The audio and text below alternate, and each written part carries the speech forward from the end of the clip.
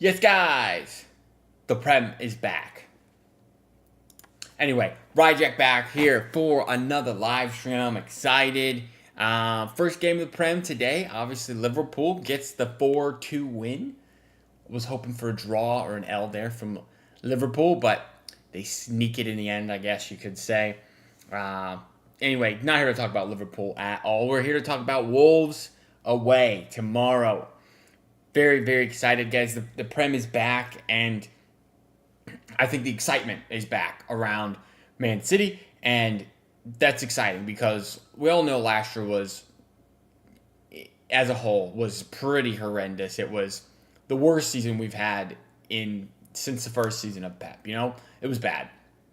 However, the excitement with the new signings, the rumored signings to come as well, very exciting stuff, and I'm happy the Prem is back and football is back in general. It's been a long time. I know we had the Club World Cup, but that wasn't quite it. It's not the same type of deal. So I think it's best if we start with the transfer discussion and what's going on there, of course, because a lot just keeps on happening. It's crazy. Pep also obviously had his press conference, which we can look at.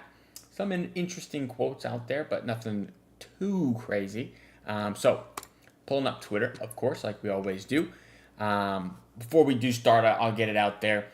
If you're interested in any of my socials, the links to those are in the channel description. Discord for the City fans, if you guys are interested in that, you can join it. We talk pretty much every day, so would be happy to see more people get involved on that. And sub to the channel. We're so close to 400, which was the goal before the Prem starts for City. So we got one more day to hit 4 more subs, something like that. Anyway, first thing this morning comes out. City value on Ederson between 13 and 15 million. Well, there's been no formal contact between Galatasaray. Meetings have taken place via intermediaries since August. Again, the rumored first bid was like 4, and Galatasaray have been up to 7 at the moment. That's what I've seen and what I've read. Is that going to be enough? Probably not. I think City are going to want to get at least 10 million pounds for Ederson. 1 year left on the contract. Yes. So obviously that drives the price way down. I think they wanted 50 million last year when Saudi came coming, and they never wanted to pay that number. I don't know. Interesting discussion today. There was some rumors maybe Ederson was not traveling to the game. However, it does seem confirmed that he will be traveling, and I don't know if he's going to start or not going to start. I kind of feel like he shouldn't start. That's my personal take on it, I guess. I mean, it's strange because is his head in the game? Is he thinking about the move to Galatasaray? Is he going to be locked in and focused, ready to win the game for City? But the other side of me is like, this might be the last opportunity I ever have to see Ederson play. I would like to see the fans be able to give him a good send off, and so I don't know. It's up in the air for sure, but whatever happens, hopefully we get a win. That's the most important thing. Whether or not we're able to provide that nice goodbye to Eddie, I don't know. Then you get the news, Donnarumma, about his salary. Again, that came out yesterday. He was looking for, by my calculation, 200,000 a week. This says 250,000 pounds a week, which is a ton. And PSG want a transfer fee between 25 and 35. I don't see City going that high. I think it'll be maybe in the 20 million pound range. Obviously, he's got 1 year left on the contract, same as Ederson. He's younger than Ederson, so if we get 10 for Ederson, maybe we go to 20 for Donnarumma. I don't know. Something like that I think will be worked out, and most likely that one gets done. It could obviously break down. You never know. But I think at the moment it looks likely Donnarumma comes to City and Ederson goes to Galatasaray, even though I would like some speed up in the process at least. You see McAtee said his goodbyes this morning. Obviously we got that. Here we go yesterday. Officially, he is going to be leaving the club. Buyback included and a sell-on fee, which is great. Big-time work from City, from Hugo Viana. That's huge. Get the potential buyback just in case he makes it. If he doesn't, no big deal. but at least we cover our butts a bit there, unlike the Cole Palmer deal.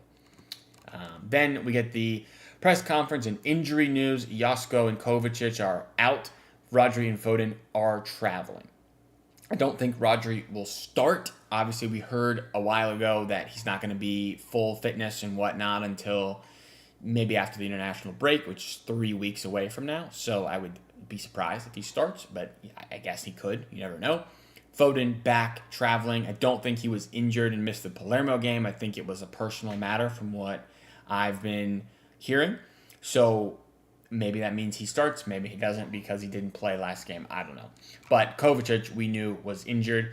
Grealish quote, whatever, blah, blah, blah.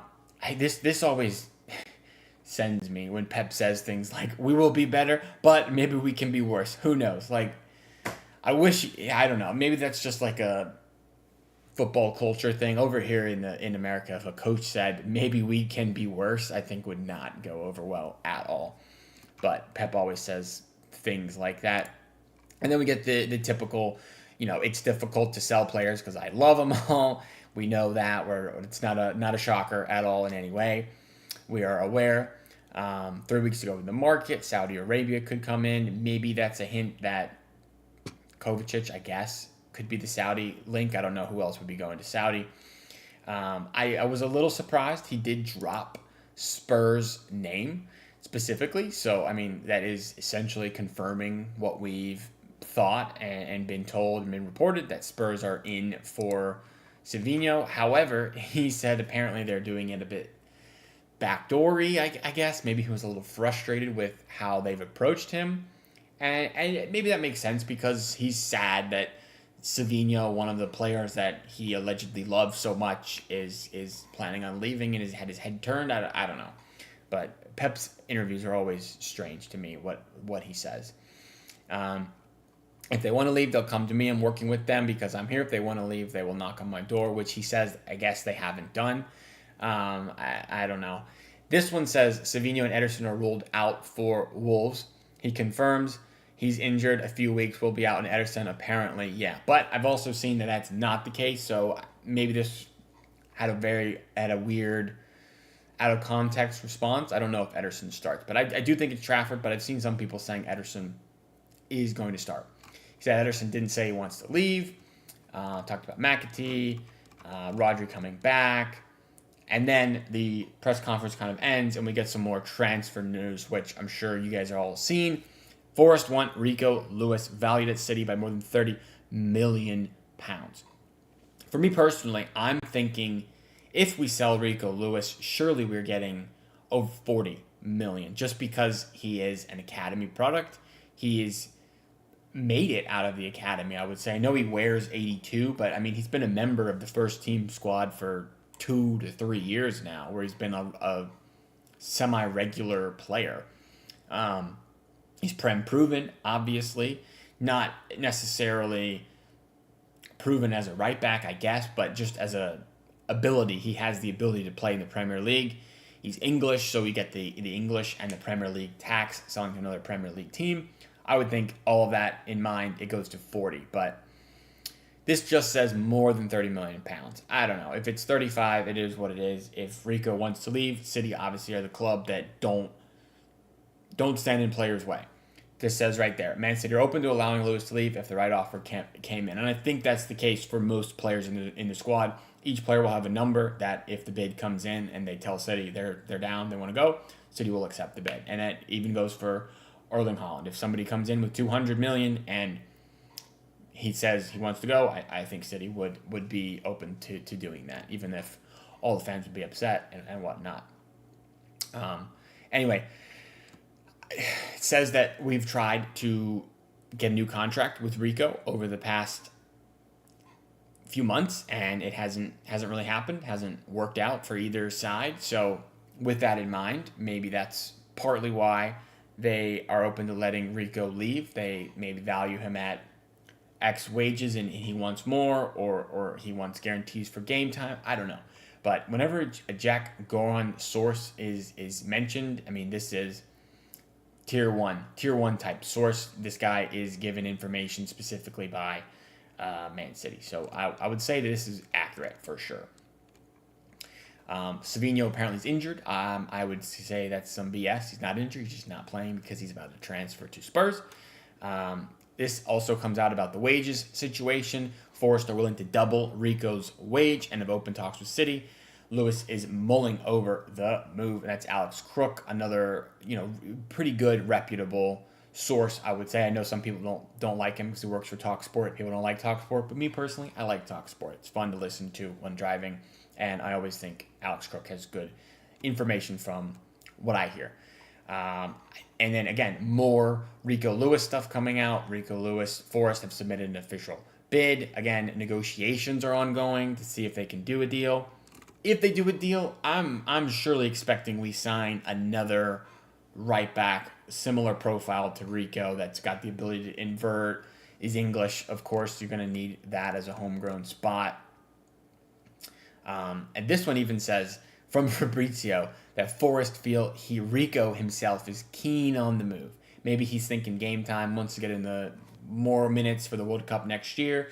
We've seen that from many, many players.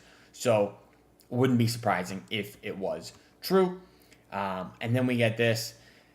Pep says Ederson's number one, which is why I don't know if he's actually available tomorrow or not available tomorrow. It says if he's fit, but there's been no indication from anywhere I've seen that he's actually injured. He did train with the team, so I don't know if he's going to start or not start. It's kind of strange.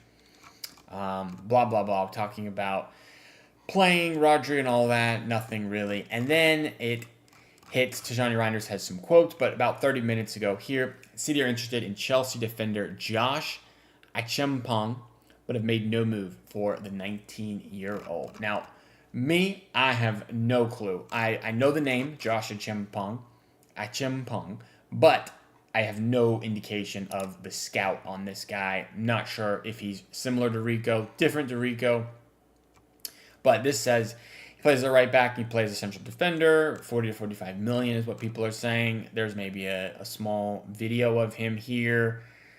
He could be good. He looks a bit taller than Rico. Obviously, Rico is one of the shorter players. I think people are probably a little bit upset that it's not Livramento specifically, but Livramento is seeing to be too expensive. They don't want to sell. They got their ESAC issues, so I don't really necessarily see Livramento as gettable, and maybe Josh Achempong is gettable. A 19-year-old, you wouldn't have to register him because of the age. He's also homegrown anyway, which is what City kind of need at times. So that, at the least, at the moment, is the only notable Rico replacement that I've seen put out on Twitter. Maybe there'll be more over the next few days. There has been a link to, what was this guy's name? Let me pull it back up here. Right here, this other one, a winger who's maybe an alternate to Rodrigo, but I feel like if Savinho leaves, Rodrigo's coming in, and I don't really believe this one. Magnus Akliuche as a cheaper alternative.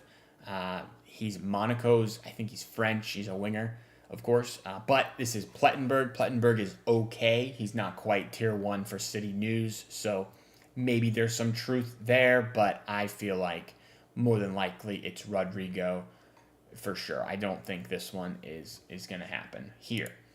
No other notable links that I've seen.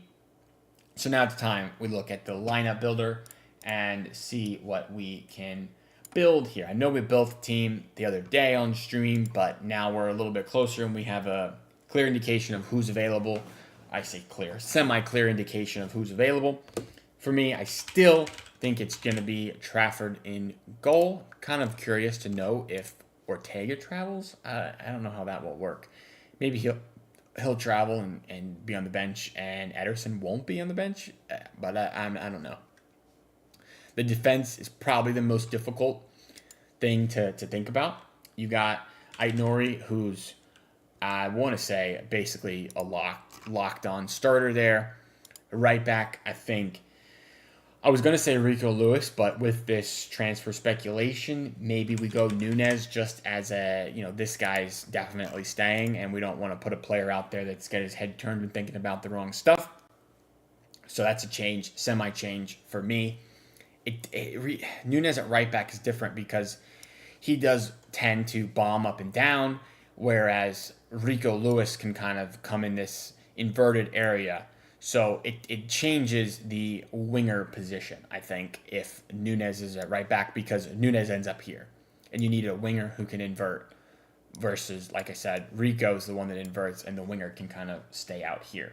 Which is why I think Rico and Oscar Bob work well because they're not in the same spaces, whereas Nunez and Bob will probably be in the same space. Foden will be the one cutting inside, and Nunez will be overlapping here. So that's just my initial thought, at least.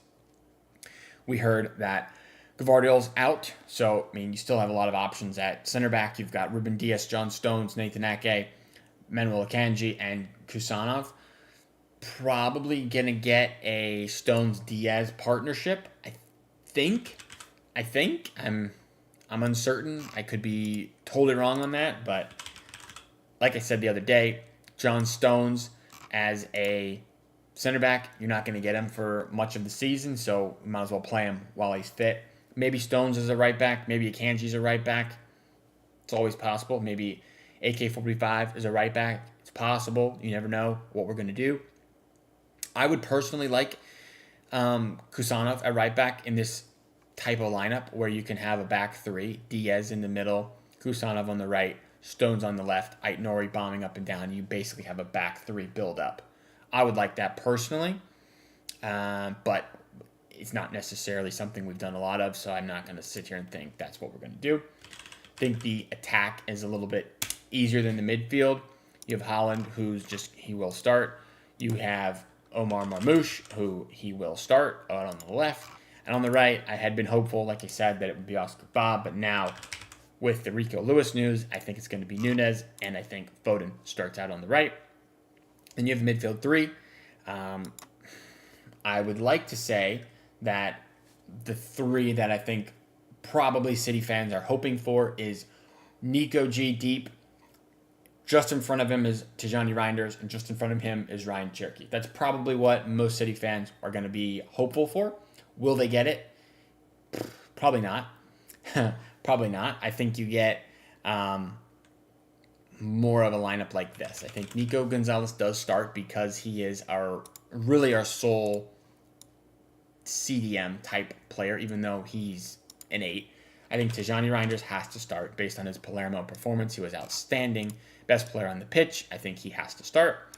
And then I know you guys are going to like this, but I think Bernardo Silva as the captain will start here. And he's one that can interchange with Foden pretty well.